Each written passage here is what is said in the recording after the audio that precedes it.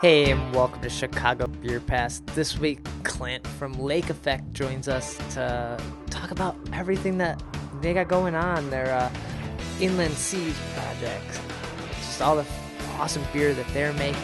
They got plans for Chicago Craft Beer Week, and it's really awesome to be back in the studio recording this podcast. So let's get into this week's episode. Yeah, because, you get a cork popped out, boop, it just flies like fucking 10 feet. We're like, yeah, let's do it. The legend, Mr. Pete Crowley. I love Pete Crowley, man. How's that beer? It's what you think it is. It'll be like the stuff you hear. You ever go to every time you go to Floyd's, all the music sounds like this. Raw, raw, raw.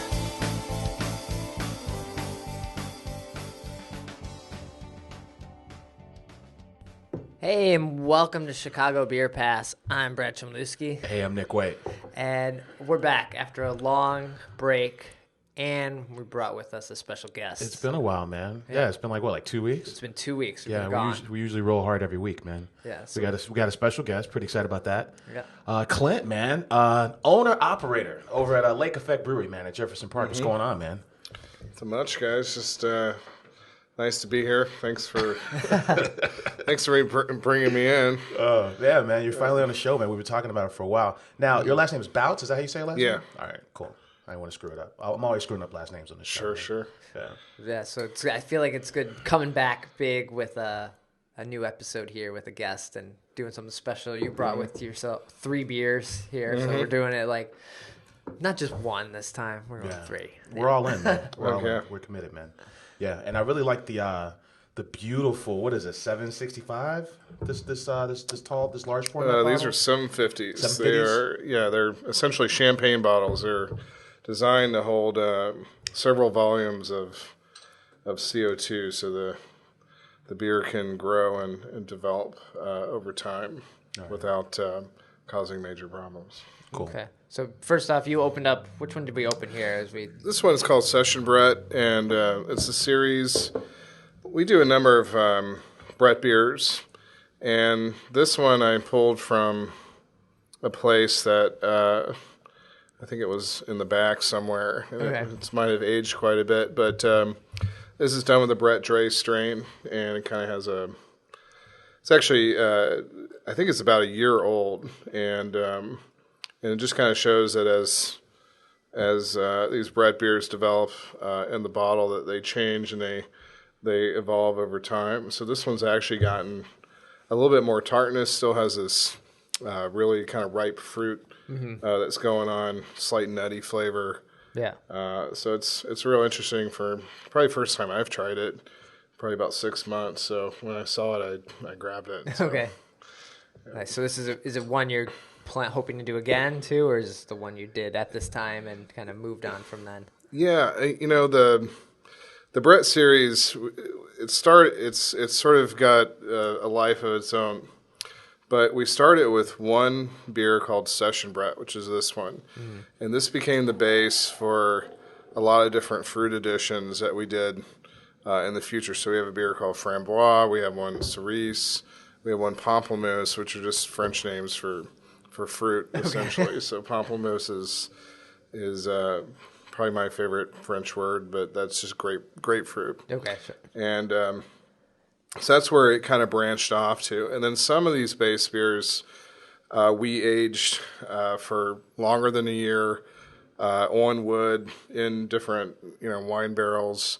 So I've got an Oud Bruin here with us that's aged 18 months and in Opus 1 wine barrels. Okay. And that one's actually available now on the stores. So we've got kind of our shorter term Brett beers, which the fruit beers are generally 3 to 6 months old, whereas we have some that are, a year and a half. And then we're working on some that are over 2 years that are really spending a lot of time in the barrels developing and having, growing and the microbes just doing their thing. Just doing their thing. Yeah, exactly. No, I really like going to Lake Effect. It's one of the 2 stops that doesn't change on the Brew Bus tour that we do every Saturday. Every Saturday, always. Right. Always, second stop's always Lake Effect. I describe it to people, like when we're at Haymarket, I describe it like, hey, this is what the setup looks like when, you've got brewing equipment at home and your wife's probably pissed off. She's like, get this shit out of here and go make some money, right? It's that first level above, like it's no longer a hobby. Like we're here, but we're really small, but we're here not to play games. We're here to actually put out some good product. Did it start for you wanting to do like these sour beers all along? Was that always part of the plan?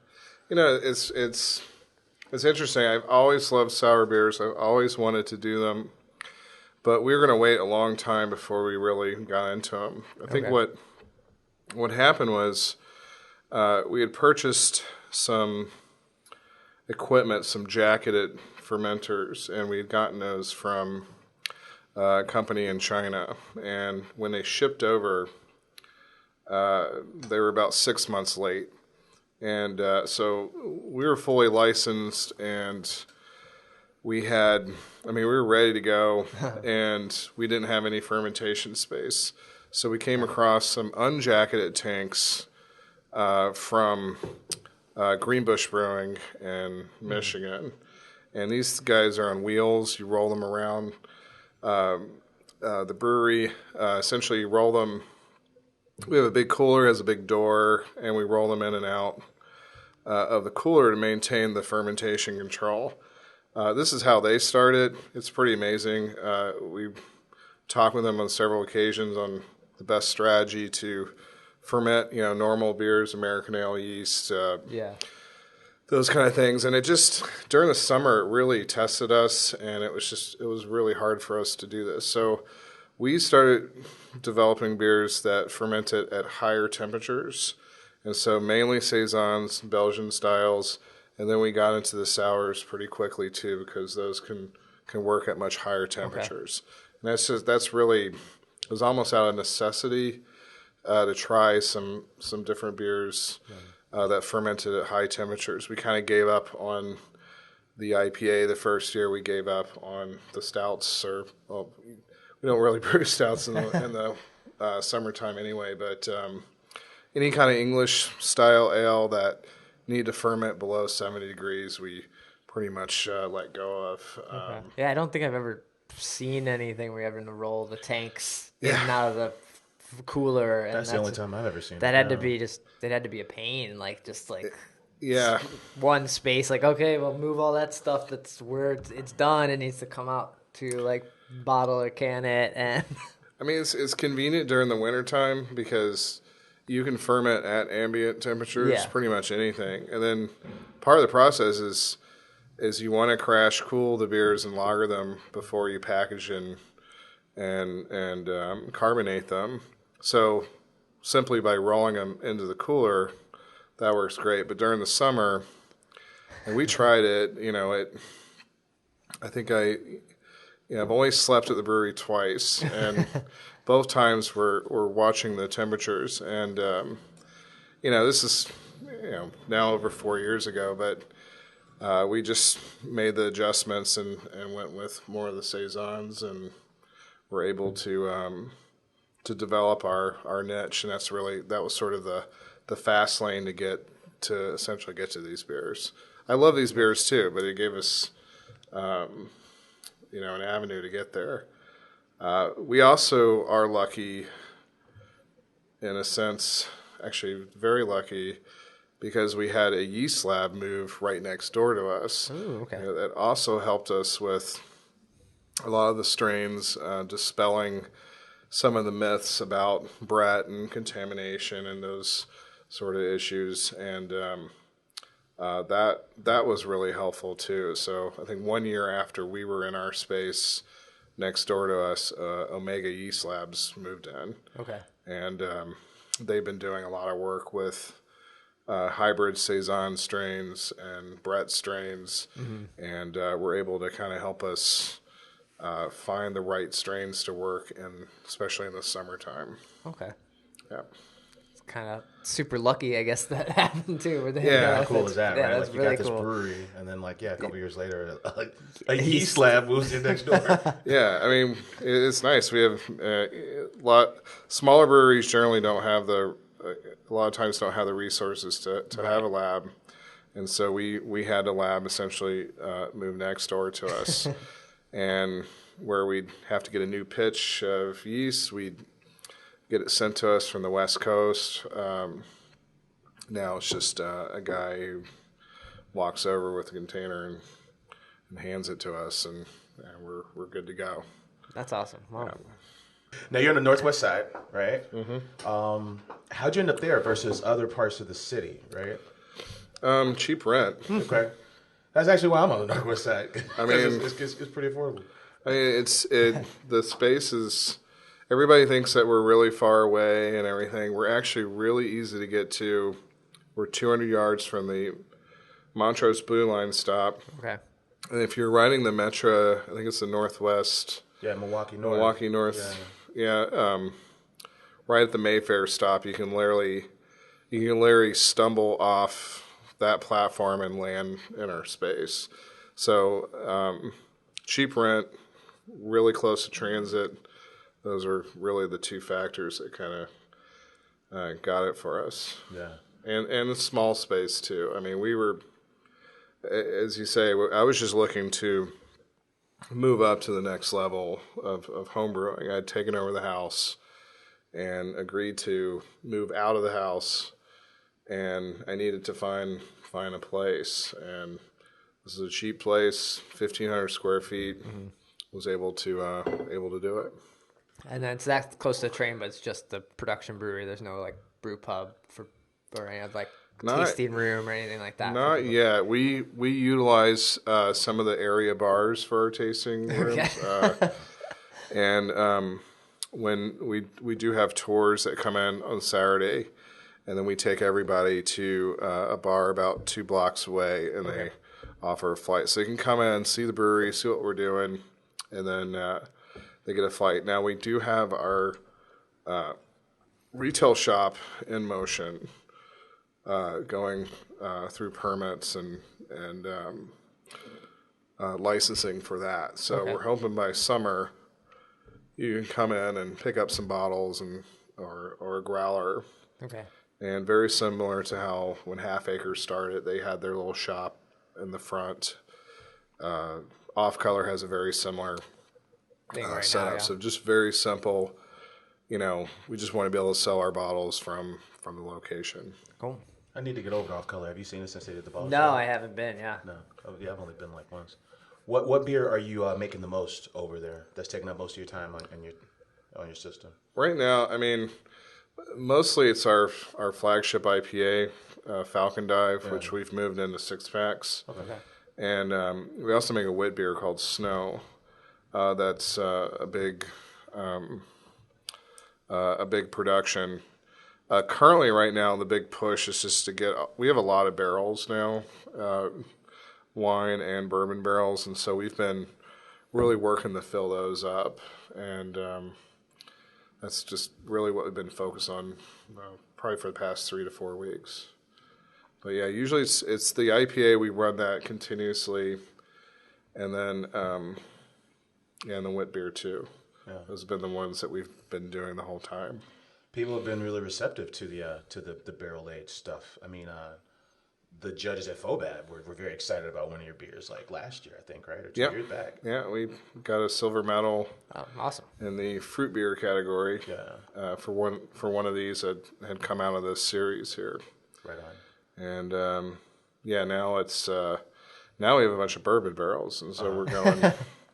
I think we make a really good imperial stout, and we're excited. We finally brought it to market last year around November, and we made maybe 50 cases of it. Okay. But I mean, that is how. Just to put it in perspective, we're a very small brewery, and we're still 1,500 square feet.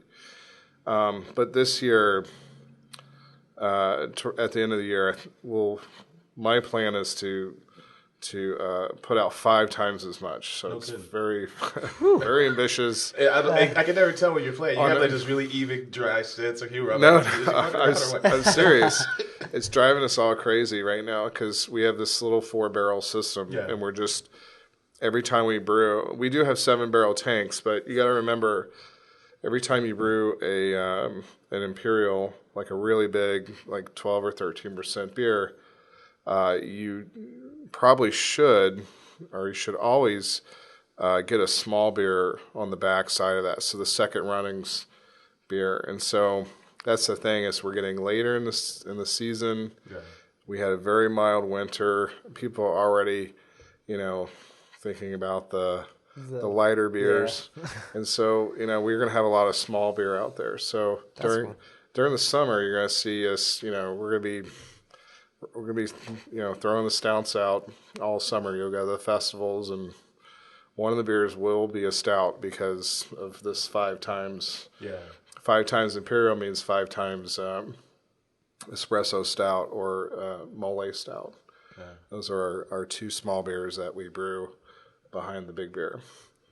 So now what's it like over there at Lake Effect? Because I get the impression that you're such a small operation that you're really out there doing all pieces of it. Like, so you're brewing, and then you're actually bottling, and then you go out and you sell this beer and you distribute it. You're doing it all yourself. Yeah, I mean, we self-distribute.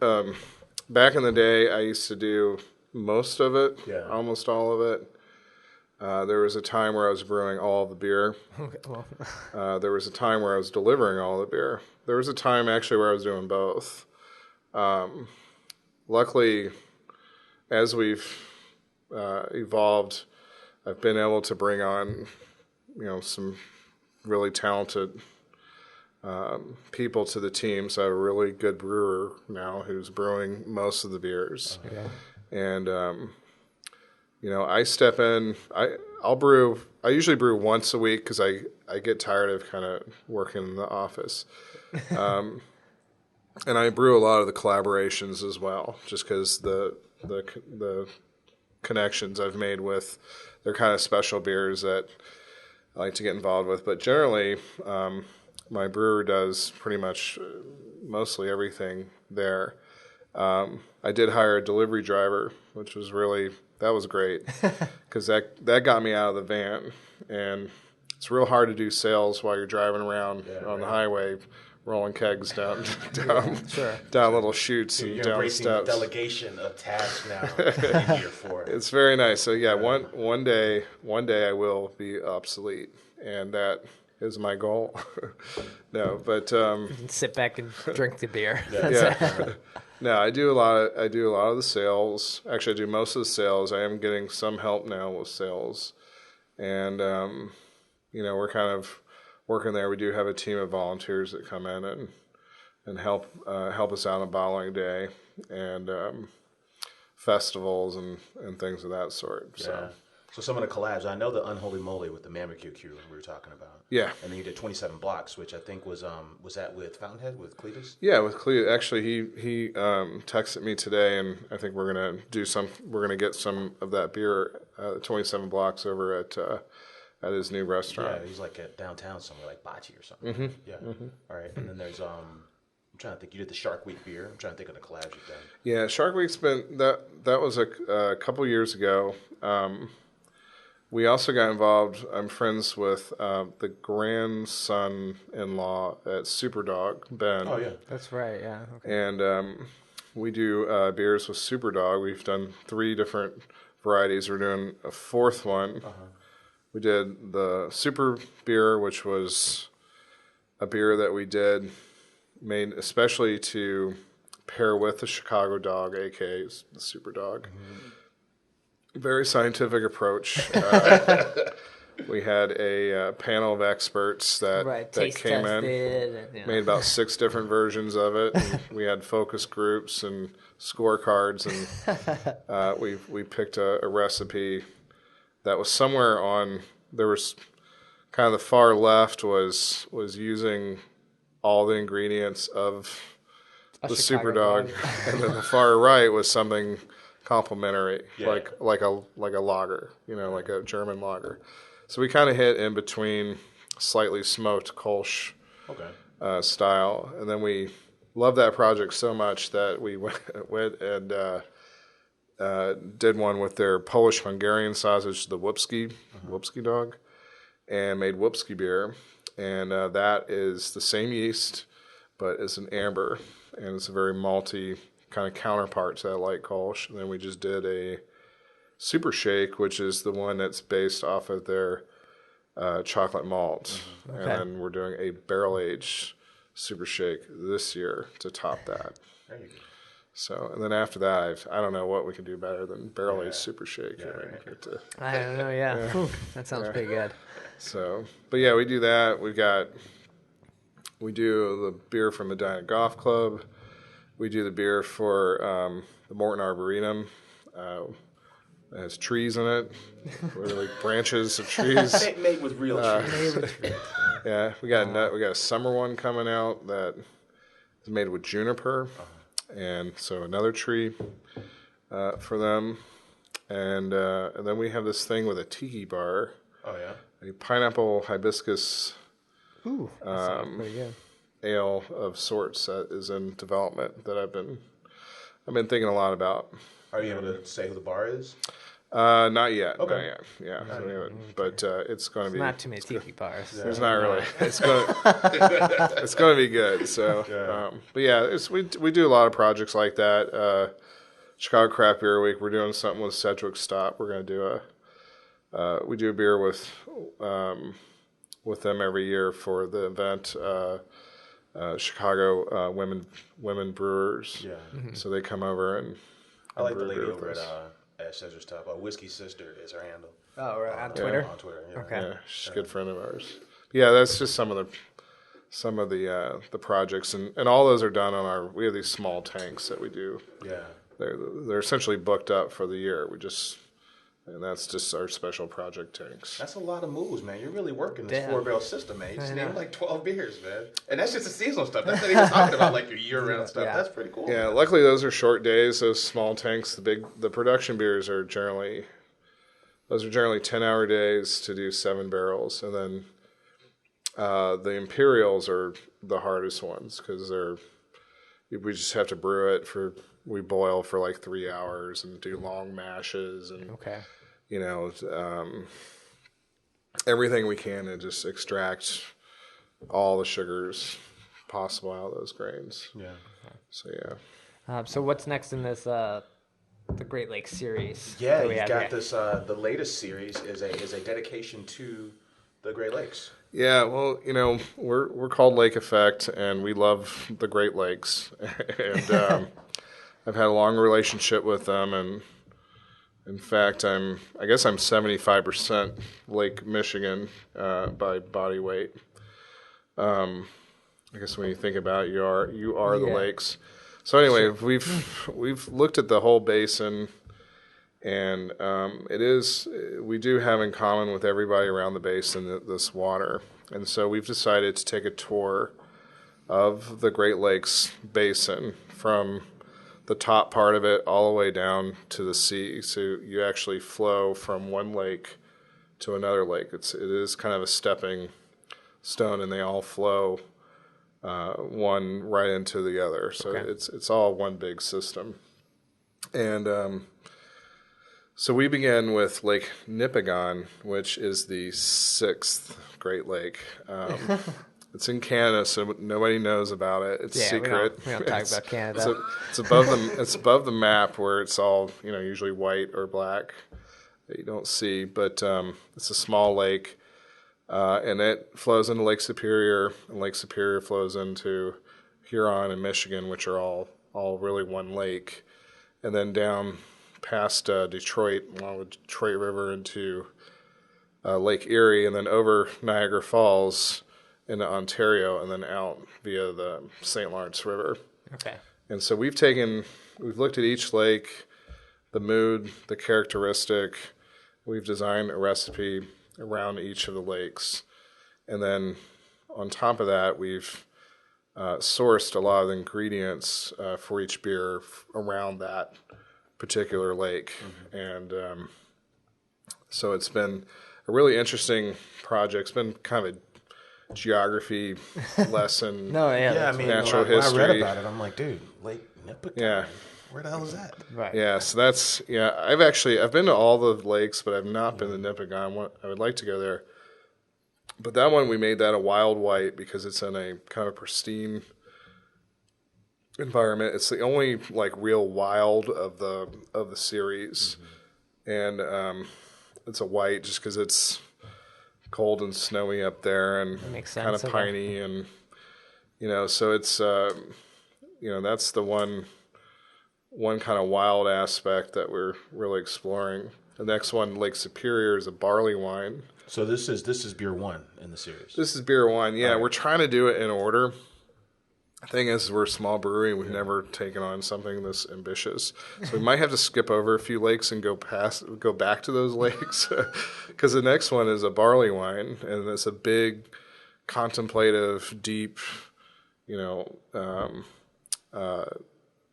a beer that takes a long time to make and mature, and we're halfway through it. It's tasting amazing. We've actually put a few in different barrels that we're going to blend back in and kind of throw people. So that's the next one. And then we play off the fruit of Michigan and Huron, where Michigan is a cherry blonde ale that we've brewed before under the beer called Cerise de Michigan. And then Huron is a blueberry Berliner Weiss.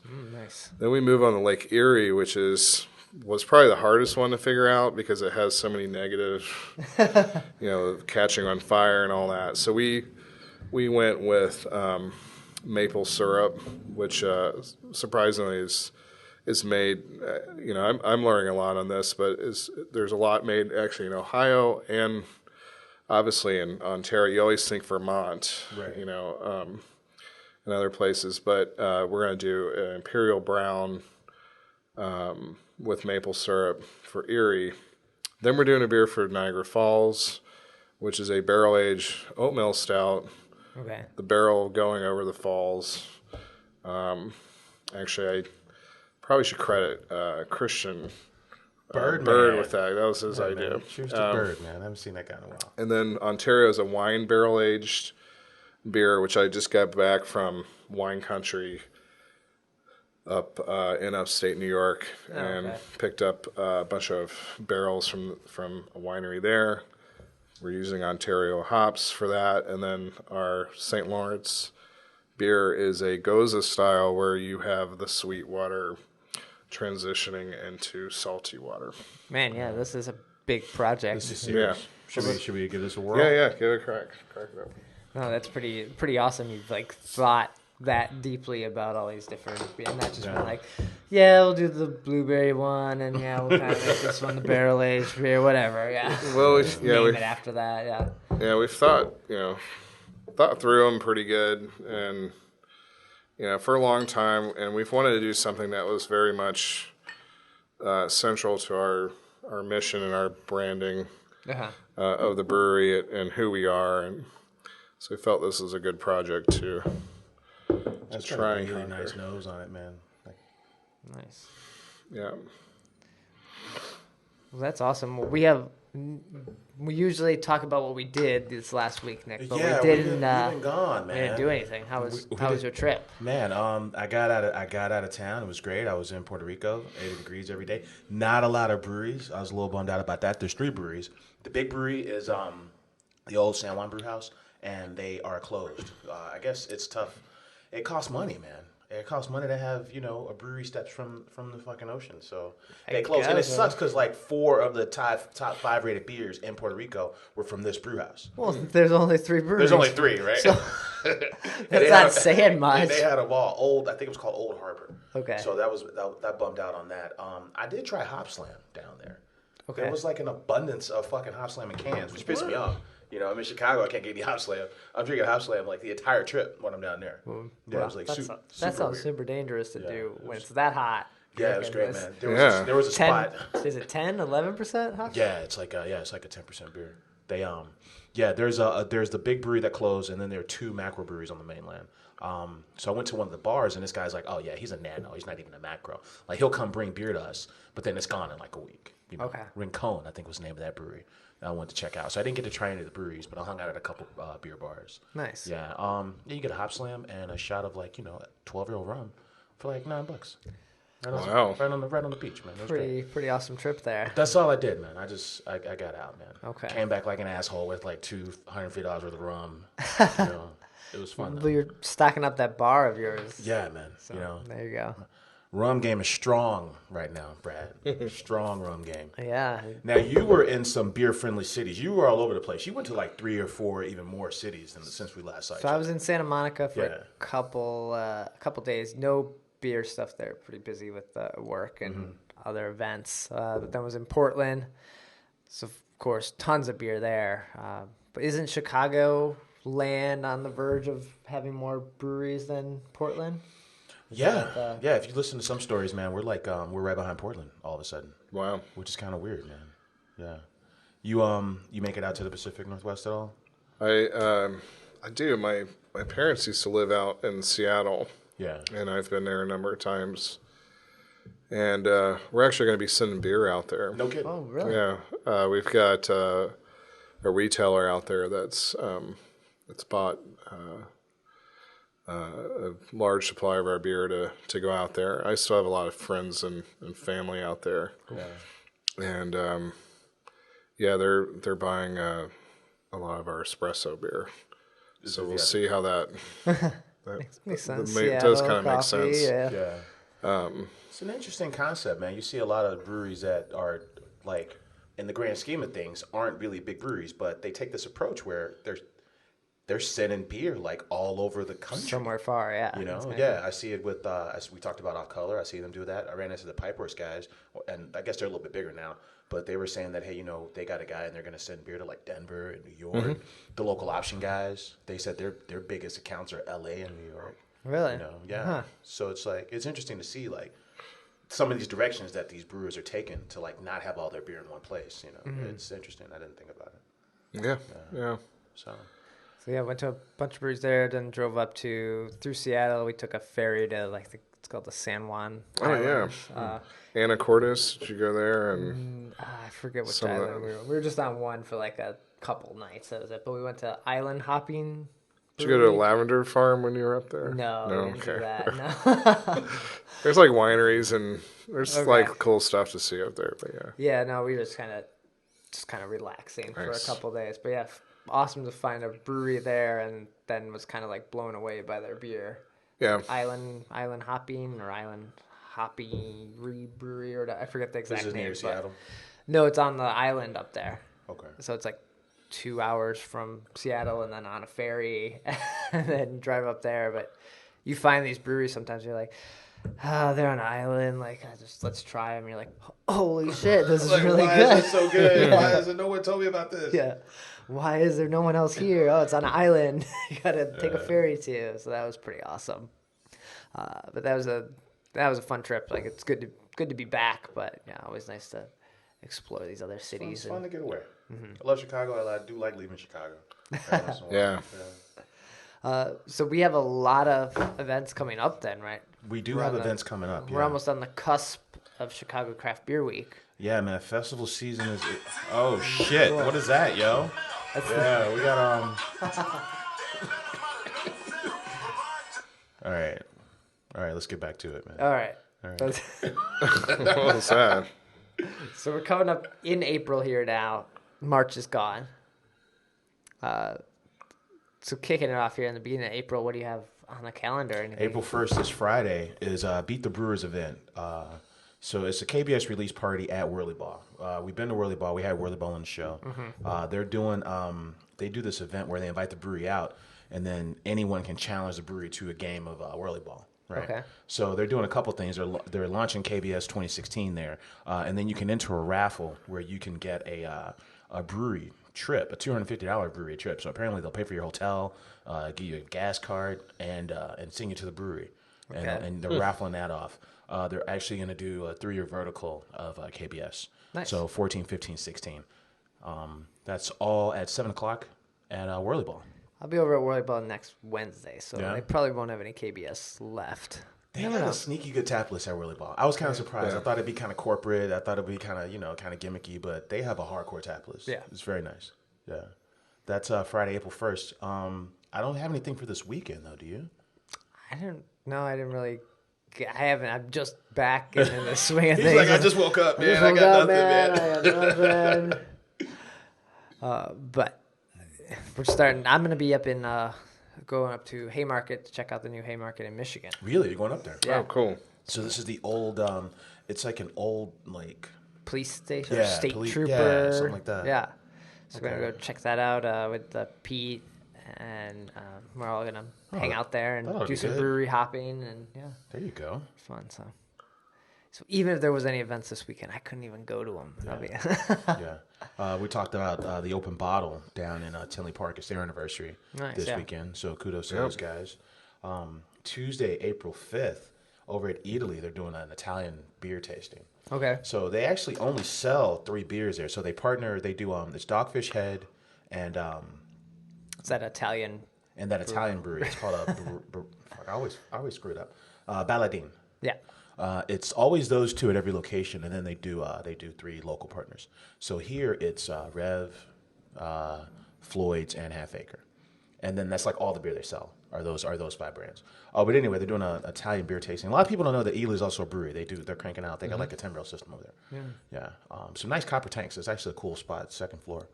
They're doing a tasting of 3 Italian beers with food for $20. Yeah, it's about an hour long. So. Nice. And this will be 3 of the Balladine beers. Yeah. That's on Tuesday, April 5th. That's a $25 ticket. Okay. I know we were talking about the Slapshot beer release. Is that this weekend? Yeah, the Pale Popper. Oh yeah. Pale Popper, which is the second year of Pale Popper. So it started with Slapshot and Microphone out at Slapshot, because at the time Microphone was brewing at Slapshot. Yeah. Which is like, in Little Italy, I think, like 31st and like near Cicero, something like that. That's where they were, right? I think so. Yeah, Right, something actually, like that. Yeah. Okay. But this year it's a little bit bigger. They're moving to Fishman's, so it's gonna be indoor outdoor, and then instead of just the 2 breweries, you're just talking about 20 breweries. Okay. Yeah, and that's their answer to Dark Lord Day. Yeah, so that's at the end of the month. Okay. At Fishman's, that would be good. That's a $20 ticket. Okay, so we'll probably mention that again here. Yeah, for sure. Coming up. And then part of the reason we want to have Clint on the show is because, well, we see Clint all the time. We like his beers. Yeah. And, he's got this new series, the Inland Sea series, which focuses on ingredients around the Great Lakes. But then every year, man, you make it a point to showcase the beauty of the Northwest Side, man, through all its watering holes, right? So Very true. Yeah. Talk about the 3rd annual Northwest Side Ride that's coming up for Chicago Craft Beer Week, man. Yeah, I mean, I can't believe it's the 3rd annual, but I actually stole the idea from Chris, who owns the Kinderhook Tap in Oak Park. He was doing a tale of 2 parks and basically trying to showcase the local bars and restaurants down in that area in Oak Park, and he rented a bunch of buses and just carted people around from place to place, and would, rather than just a sequential tour where you start one place and everybody starts together and they go. We create a route. We create a transit route. It's like the new CTA drunk route. No, there you go. Craft beer route, and so we have 9 bars, and then what I do is I reach out to some of the other breweries, usually smaller breweries, a lot of self-distros, and basically introduce them to one of the bars. And so they hook up at a bar, and they become the featured brewery, the featured beer of the night. And so when you stop at that bar, you have that brewery there. And so this year, I think usually we get about 200 people on this crawl. It's a lot of fun, and you get to just see all the different places. This year, I think we're going up and down Milwaukee Avenue, basically from right around Addison all the way up to Devon. Okay. And we're just going to go back and forth. The garage is our furthest north stop, and then we go all the way down to a small bar called the Grayland Tap. Garage is nice. I've partied at the garage a few times. Yeah, garage is a pretty popular place. They'll be late May, so they'll probably have their rooftop open, which is one of the best rooftops in the city. And then all points in between. Fishman's is on it. Hops and Barley's is on it. Gale Street Inn is on it. And a lot of different variety of experiences. So you get everything from the dive bar to like the fine dining restaurant. Sure. And so we have Community Tavern and Gale Street on there. And it's just a lot of a good time. It's ourselves. We have Workforce Brewing, Hellstorm Brewing is signed up. Those two breweries don't really get on the north side very often, so it'll be fun to have them. Lagunitas is joining us. They're like the one big brewery that we've got. Right, yeah. Craft Beer Week, right? Yeah. And they were actually, the first year it was nice. We had, actually Tony McGee came out and was the rep at one of the places. So it was really cool. It's ourselves. Pipeworks is coming out, and Temperance. Can't remember all of them, but it'll be quite the showing and it's kind of quite the fun. Just almost drunken mess that happens, right? Like the people going from bar to bar. You would think so. On the person, or do people dip in and out quite a bit? You would think so. I mean, a lot of the people are fairly restrained. I would say the last rotation on the route is usually the loudest. We'll say the people that are and they're probably still going to keep going. So basically the last hour is just trying to get everybody to where they need to be, and get them to the train or get them to the bar that's closest to their house or whatnot. But it's a lot of fun, and it's just a great way to show off the neighborhood. Yeah, it's a good way to see that side of town. There's some bars like Sidekicks, which apparently is a 4 a.m. bar that I just started going to that I didn't even know about. Yeah, and I don't live that far from there. You need to stop partying, man. You're going to the 4 a.m. bar. Yeah. So it's a good showcase, man. This Northwest Side ride. So that looks like a $22 ticket, and that'll be during Chicago Craft Beer Week. Yeah, and that gets you the bus for the whole time, and around. Does not include the beer. And each bar will kind of do different kinds of deals and stuff with the featured beer. Okay. So you might get a flight of beer, you might get a full beer. It just depends. So it's good times. Ooh, we gotta get Justin on here to talk about Chicago Craft Beer Week. Feels like it came up fast. It'll be here in no time. I know the website's up. Like we submitted this event on there, and it's already becoming populated with quite a lot. So it'll be here before you know it. Everybody's calendar will fill up, and then we'll be back in action again, and hopefully we'll make it through the whole thing. Yeah, no, I'm looking forward to that. The closing event at that the park is really nice. Yeah. Wells Park, yeah. Yeah. It's going to be a good time. So those are some of the events coming up this week and later this month, or it's coming next month. Yeah, but do we have any beer news? We still have one more beer to open, too. I almost forgot. Beer to open, man. Yeah. Yep. As we close out here, what's our last beer? This one's what we call Old Brown Ale. And this is it's our Oud Bruin style that we've aged in wine barrels, red wine barrels for the last for a year and a half. Okay. And just really nice, great flavors from the barrel, from the wine. Got some nice tannins in it. Has a really smooth sourness to it. What are some of the breweries or brewers that are your inspiration, man? It looks like you're using wine barrels, you're using bourbon barrels. Mm-hmm. You got the champagne bottles, you got the 6-packs. Like, what are some of the breweries that inspired you? Yeah, I mean, I've always really loved New Glarus, and they have their flagship beers, and then they have their fun specialty sours and fruit beers, and so I look to them a lot, especially with these sour ales that we do. Definitely Russian River with a lot of the wine barrel aging. They were kind of the ones that really brought it on, and it's those two. The diversity of beers that New Glarus has, some people think that it's good to kind of specialize in one style, and but they do so many different styles, and they really have fun experimenting. That's kind of the spirit of our brewery. Right on. Yeah, that's cool, man. Man, your phone is just blowing up today. I gotta act like I got some sense and like I'm doing a show and turn this shit off when I come to the studio, man. Come on. What am I doing, man? It's like it's my third show or something. Right on, man. Got a little bit of news. Okay. Not too much. The Three Aces down near Roosevelt, they got a collab beer on that they did with the Charlatan and with Buckle Down. Okay. Hey, we were just drinking before pre-show. we were drinking some Charlatan. Yeah, the Charlatan Pale Ale from Maplewood, which is the first time I've had them. Have you had anything from Maplewood? Oh yeah.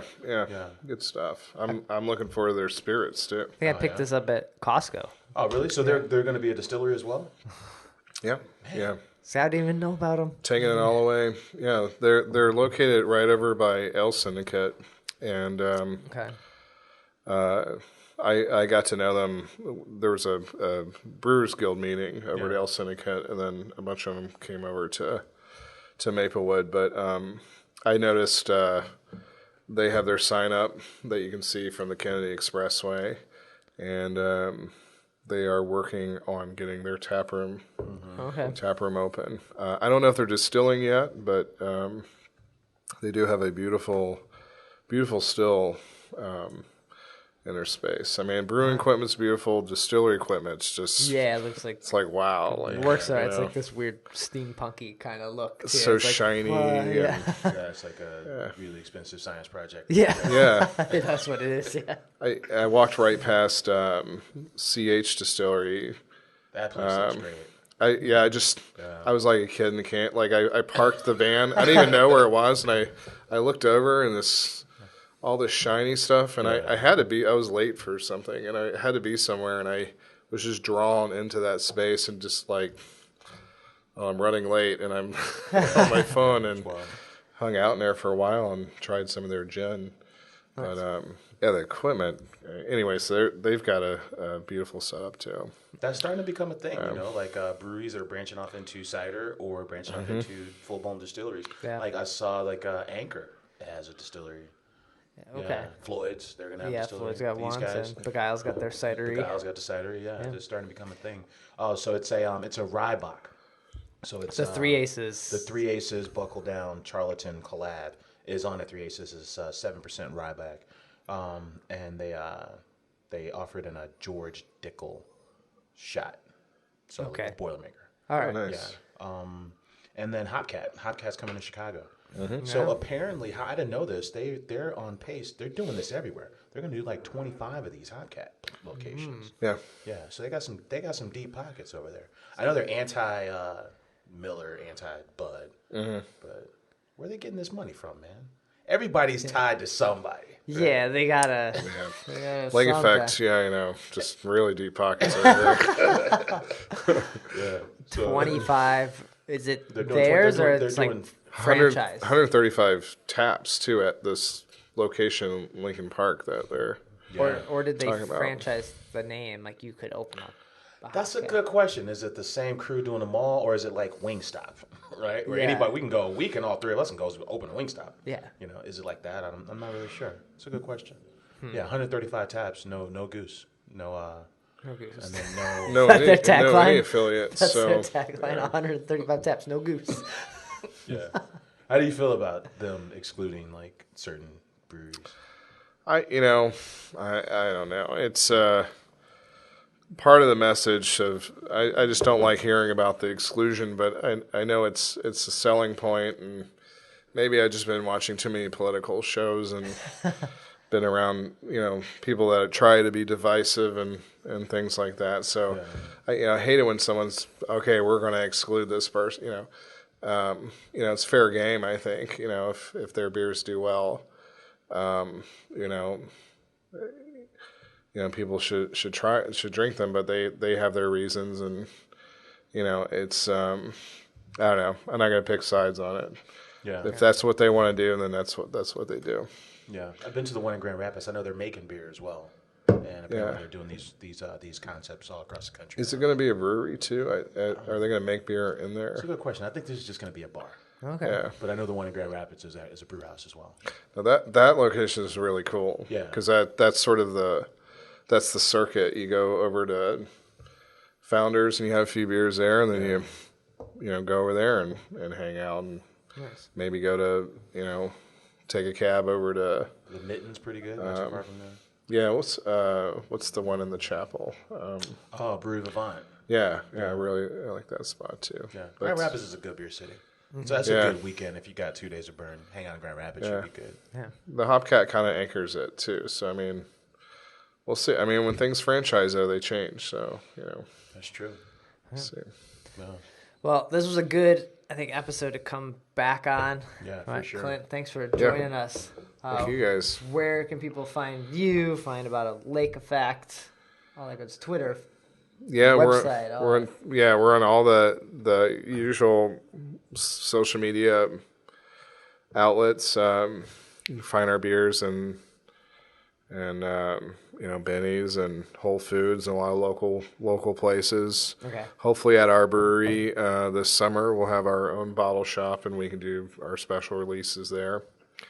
And we do offer tours on Saturdays. Check our website. Right. Or you could get on the beer bus. Get on the beer bus. yeah, get on the brew bus every Saturday for 4:30, 5 o'clock.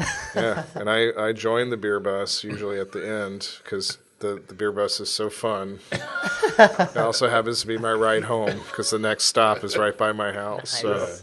But everybody thinks that I'm like just the party animal. You Yeah, should it's see getting this, on. this bus, man. So Clint's locking up, and he's the last one to get on, and he gets on the bus. We go to the final stop, and this bus goes nuts. Like every single week, it's hilarious. Like the brewer is going He loves us. He loves us. Oh my Yeah. god! Yeah, it's pretty. Fun. And then they want me to come to like the next stop. I'm like, I'm not going. Then they're passing you. It's just somewhere a ride on the home. low Look, with my something. DVR's What got the fuck stuff is on it. I gotta get home. this? Right on, man. So Nick, where can people find you? Ask the questions about trip and living the island life. I'm on Twitter, man, at Nicosio. Hey, you can follow me on Twitter at BRAD. Chicago Beer Pass is on Twitter at Chicago Beer Pass. Our website, chicagobeerpass.com. All the episodes are posted there. Links to iTunes, Stitcher. Subscribe, leave us a review. We love seeing those. Gets more people interested in the show and more people drinking Chicago beer, which is kind of the purpose, I think, of the show. Yeah, for sure. Go find this Inland Sea series from Lake Effect, man. Entry 1 is the Wild White Ale. It's pretty fucking tasty. Yeah, I think I really dug that white ale. That was really good. Yep. But cheers. Thanks for listening. And we'll be back next week minus any vacations. No, we'll be back next week. Yeah, man. Later.